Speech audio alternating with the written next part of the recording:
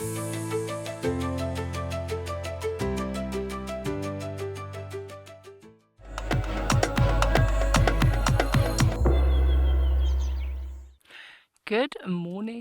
morning everybody. My name is Kerri and we have Cam behind the camera.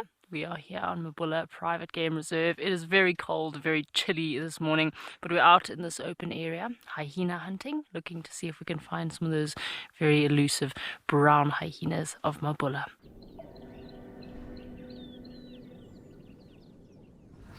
Thursday sightings, Anna Marie. Let's see what the day has in store for us. It would be there's another ellie, a little bit closer. Let's see if we can just stop here.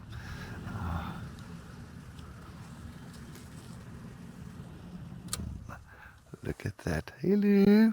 Looks like a female with a youngster and some more in the background. Looks like we've got... there's a leopard. Here's a leopard. Here's a leopard. Here's a leopard. Here's a leopard. There's a leopard right on top. Yes! Doodle-doo! There's a leopard on top of the termite mound. Look at that, everybody! Oh my word, everyone. What I was busy watching these elephants, and here's a leopard sitting on top of a termite mound. But it looks like Rhulani just by the size. But how beautiful is the silhouette? Isn't it absolutely stunning? A silhouette so early in the morning. Can't ask for anything better. There's another leopard. There's another leopard in front of us. There's Shapuku. So that's the brother. So the two siblings are here. So they both.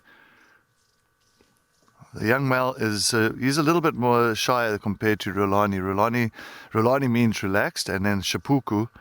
So Shapuku means ghost, because he is a little bit shy, but he's definitely getting better and all that. But you can see he's trying to move off now due to the elephant activity here. But yeah, he's heading out.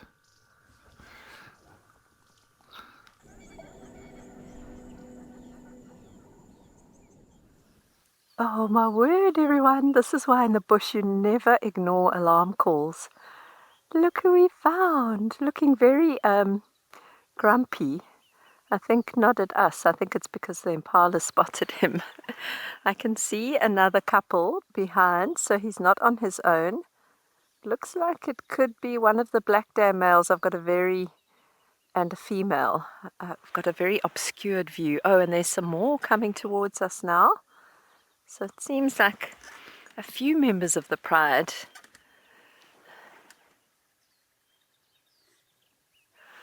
Some more going there. Oh, this is amazing. Now, if I hadn't heard the impalas alarming, I would have gone on a wild goose chase, because I actually saw lion tracks on the road just after we left the elephant, and they were heading in the opposite direction to these lions. Well, not the opposite direction, but they were heading kind of south of the road, and these lions are north of the road. But they are going south. So maybe some of the pride has already crossed over.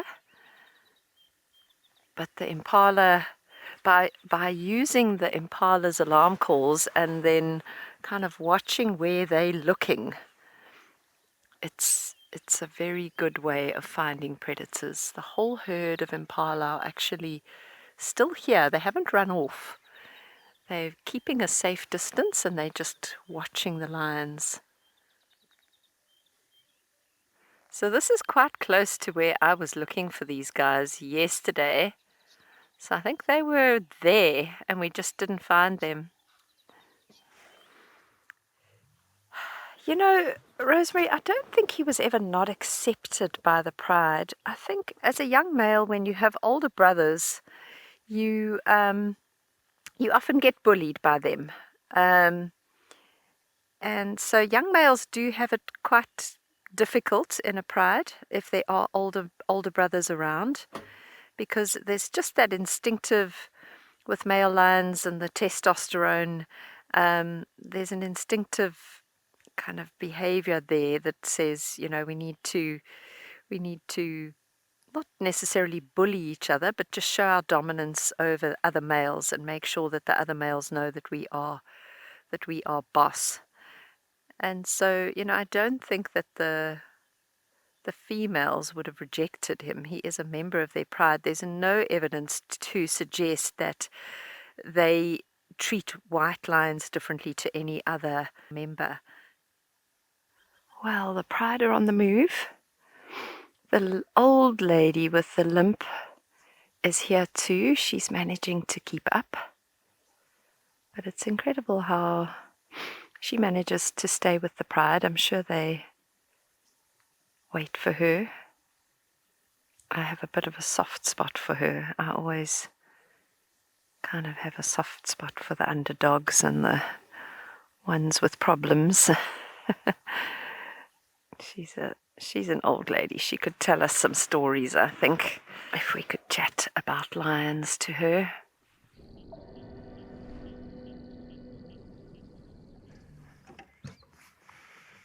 Well, there's a couple of them. Yeah, there was a couple. Not as many as they were a minute ago.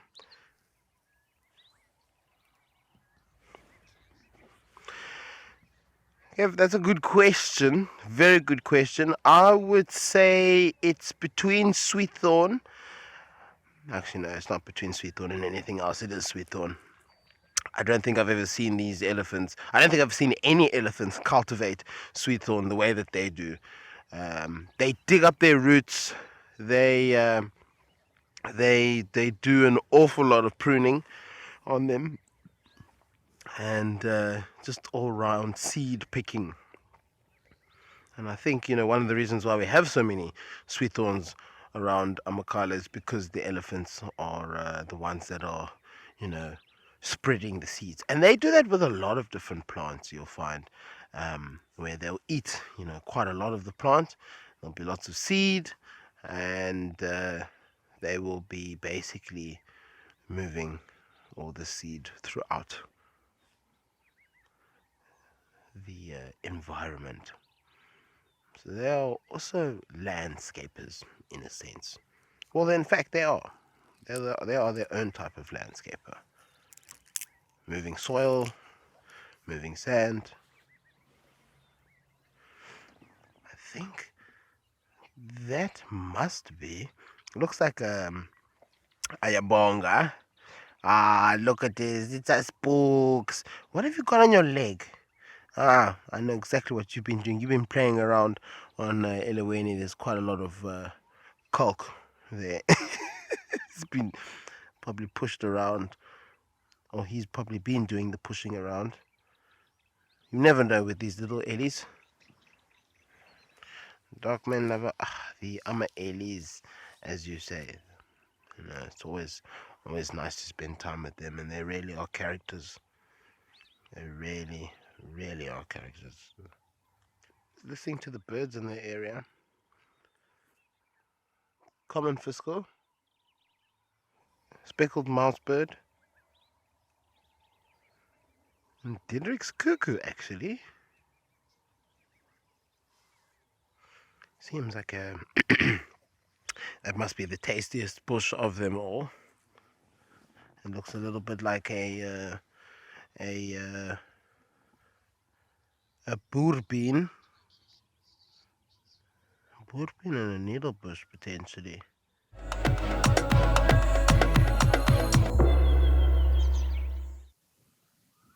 Now, this is the first time I've seen this elephant because am I imagining things or does he have a collar?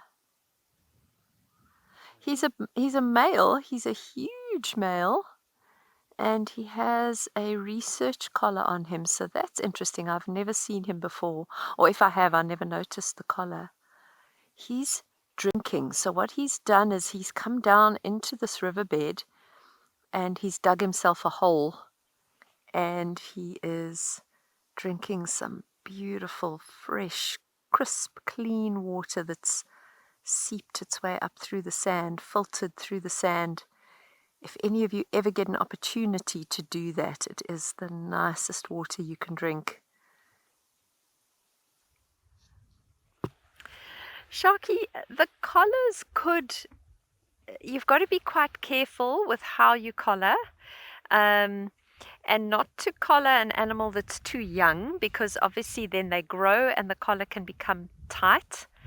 And you've got to be very careful with the weight of the collar, because you don't want it weighing the animal down. So collaring, I don't want to say it's an old-fashioned way of studying animals, because there is still some science, that requires us to really have very good understanding of where the animals are moving to, especially in human-wildlife conflict kind of studies. If you've got elephants that are constantly breaking through fences and raiding crops, you want to understand where they're going, where they're breaking through fences, so that you can try and protect both the people and the animal, and try and keep the animal in the reserve. So for those kinds of situations, collaring is necessary.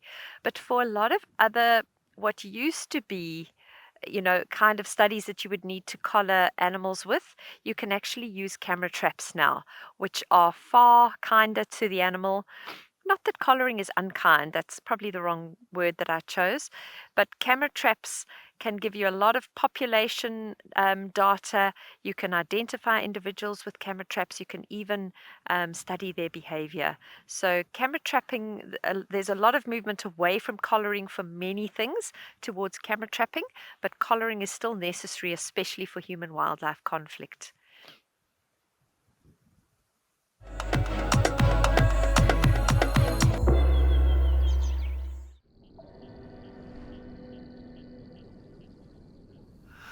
As you can see, there's a leopard in the distance, eh? Spot the leopard. She's there. She's looking at something, so maybe it'll change up for us. She's sitting up. So we're going to be very patient, yeah. And this shows you how well camouflaged these cats are. Oh, she's looking down. Oh, she wants to move. No, don't lie down. If she goes to lie down, then oh my word. No, it is definitely nothing. Oh, she's stalking. No, she's stalking. Oh, I thought she went to lie down. Oh, wait. Oh, the other guy's going now, so. But apparently there is a Shapeni, yeah. Sorry, not Shapeni. Well, Shapeni in Shanghai, but it's also known as a Steenbok. So she's busy stalking a Steenbok here now. And keeping low. I think she's using a lot of patience. So we might be lucky. That's the thing about a leopard. They can take their time.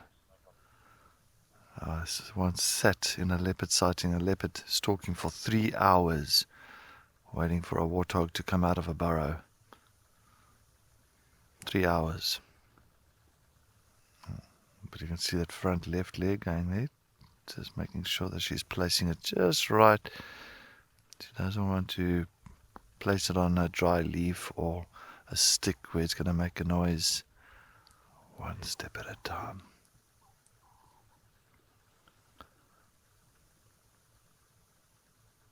Greg, I think they use all their senses.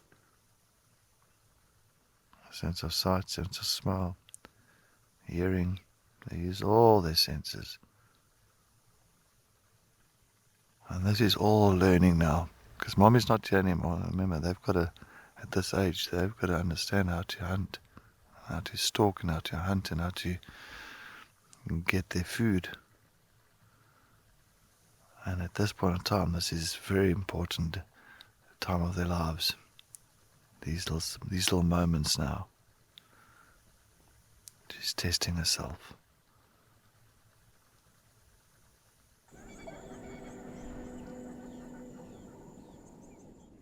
Well, hello everyone, good afternoon, and welcome to your sunset safari right here live on WildEarth. It is so good to be back. My name is Amy, and behind the camera with me is Panda, and we are super excited to be out this afternoon.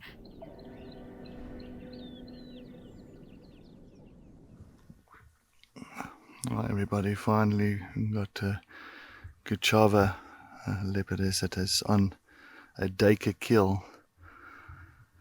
And exactly what I thought this afternoon when we found her tracks for the first time. And pretty much another gentleman and myself tracked and finally got her on this kill. Absolutely amazing. Looks like I'm sure the young ones might be around here somewhere. I'm not too sure because it looked like all three of their tracks are coming up north here. But we'll try and see. But yeah, she is loving it. Oh, WildEarth. No, I think if Rhulani caught the Dacre, I don't think Kuchava would actually steal it from her. No, I think mom will leave it up. I mean, I've seen Kuchava with a very, very flat, empty belly, and leaving the food up to leaving the food for the youngsters, for Rhulani and Shapuku. So I think that's exactly what will happen. I think she'll just kind of let Rhulani kill the Dacre, feed on it as much as she can, and eventually, if there's something left over after even Shapuku's had his full, she'll go in there. That's typical with moms, motherly instinct. Let the little ones eat first. Let them get their fair share in.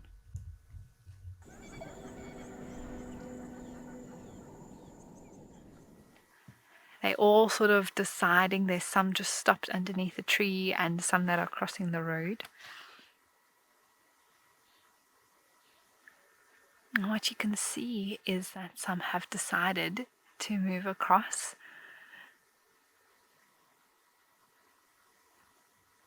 Donald, absolutely, they are. And I think they're all going to be making their way to drink and join this one at the water there. Elephants are great climbers, up and down. They're very, let's say, very good at adapting to what they need to do. Sometimes they'll put their sort of engage 4x4, I like to say, putting down their back legs onto their knees to get down hills, sometimes even up hills.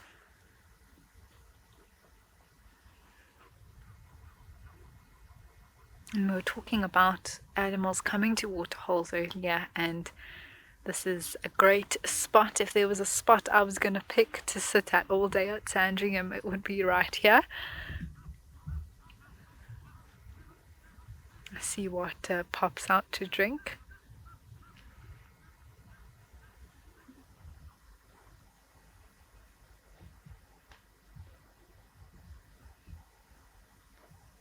Here we go. Well done, everyone.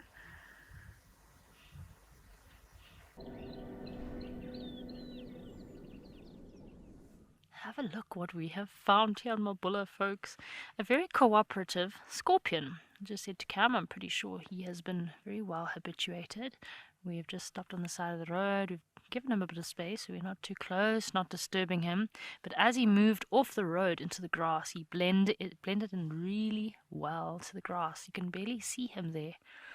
So I just had a quick check, and this looks like he could be one of the burrowing scorpions, or a rock scorpions, quite common in southern Africa. He's got quite a robust, large body, strong pincers. So obviously uses those very strong pincers for burrowing and digging in the loose sand. So one of my favorite activities to do on safari with my guests is to go scorpion hunting at night with a UV light, because there's a chemical in the outer shell of these scorpions known as B-carboline that actually reacts to light. So it's a bit of a layer that's found in the exoskeleton. And it reacts with this UV light. So it's really fun to go and find scorpions at night. Also good to know where the scorpions are, because you'll be very surprised the little cracks, crevices and holes that these scorpions find themselves little homes in can often be located around your camp. So they use their different colors, these scorpions, for camouflage, in order to camouflage into the environment. Look how well the scorpion camouflages in. So I know with most scorpions, the Parabuthus scorpions are the ones you need to watch out for. Big black scorpions with a big fat tail.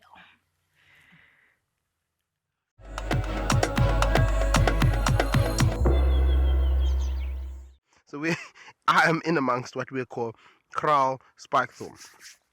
And basically, kraal spikethorn is it's a rather large thorn plant where the thorn is more of a spine than a thorn. Now, a spine is a extension of the branch. So it's got more wood than actual kind of softness. Now, a thorn is an extension or curled, hardened leaf of a particular plant. And obviously, we call it kraal spike thorn, but it is more like a spine. Anyway, so it's called kraal spike thorn for the reason that they were using it as a kraal, sort of protector. I spoke about this not too long ago, where they would have used it to line the outside of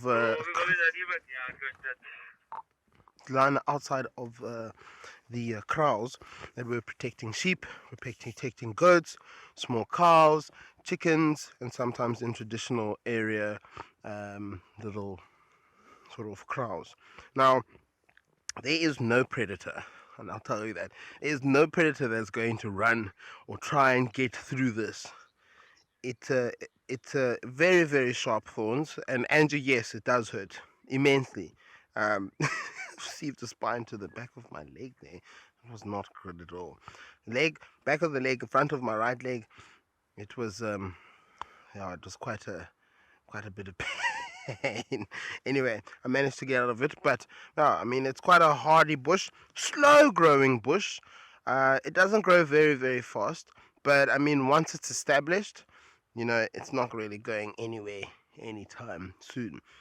Now, this bush does also have a couple of medical uses.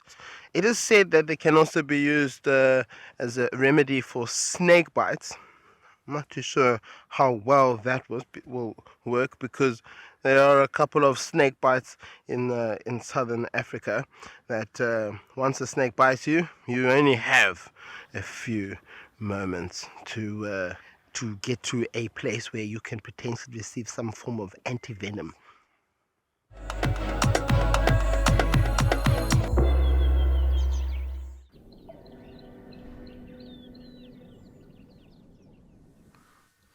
Hi everybody, we've just found Rhulani now. We just found another leopard now. This is the daughter of the female that we just saw now. This is the daughter of Rhulani. Oh, this is... wow! This is brilliant. So we're at the place where we saw them this morning. So clearly she left the two youngsters here, and Mom is having her own dinner or afternoon lunch. So, yeah. Oh, Melissa, for sure. I mean, it's just all happening. And maybe El Shapuku might make an appearance for us as well. You never know. It's a nice little spot, shame. And she's so patiently waiting for Mom, hoping that she's going to bring maybe some food back. Beautiful sunlight hitting the side of her. Oh, she's getting irritated with the birds busy chirping around there. You can see that tail. Look at her tail. So many times you'll find as soon as like the rattling testicula that's calling there, busy alarm calling. I think that's just like kind of irritating a little bit, and when that does happen, you'll find they usually lift their tails up in the air like a scorpion tail, and just saying, yes, I am here, fine. As well as squirrels as well. But I think the squirrels need to pay close attention to this female, because at the moment she is quite a little hunter at the moment. She's been grabbing a lot of squirrels and mongoose, I'm sure birds, things that we haven't seen yet, but I'm sure she's really been quite successful with that. But that's typical of these young leopards, starting off small.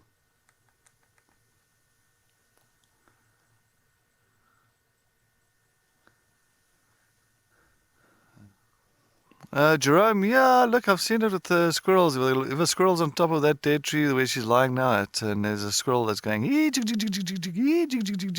and alarm calling profusely, you'll find that this little leopard will kind of get a little bit irritated about that, and she might chase the squirrel further up into the tree, or maybe even catch it.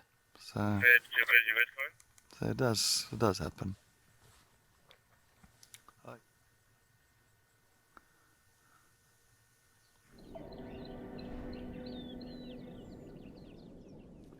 But have a look, we got a brown hyena. How exciting. So he looks like he's on a mission, and this is normally what happens with our sightings. We quickly see a brown hyena, but by the time we actually go live, they disappear. What a sighting. I hope you are all taking in this amazing sighting of a brown hyena. And off he goes. I'm pretty sure I've seen this hyena on the same route. Oh, is that another one? No? Same one. He's just come out. Oh, look how fluffy he is. So I'm pretty sure this is the same, maybe like a route that this hyena takes quite often, because we've seen him roaming around this area on the same mission around about the same time. GC, yes, my day is made too. I'm so excited. We've been searching very hard to find some of these nocturnal creatures the last couple of days.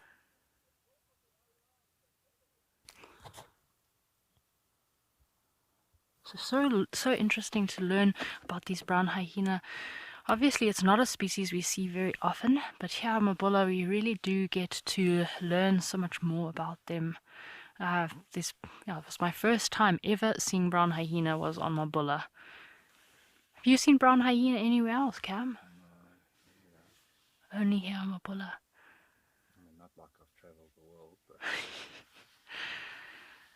So in other areas, especially if there's spotted hyena, because of their size, they're a lot more dominant in other areas over these brown hyena, and they could even push brown hyena out of these areas. So we don't have spotted hyena here on Mabula Private Game Reserve. That's maybe why these brown hyenas do so well here, because they're kind of one of the next apex predators after your lions, your cheetah and wild dog. Although, as we mentioned, these brown hyena are so abundant here on the reserve that they do actually chase cheetah and wild dog off their kills. So the question of who is actually the apex predator on the reserve besides lions might come down to brown hyena, cheetah and wild dog. Who do you think would win in that fight, Cam?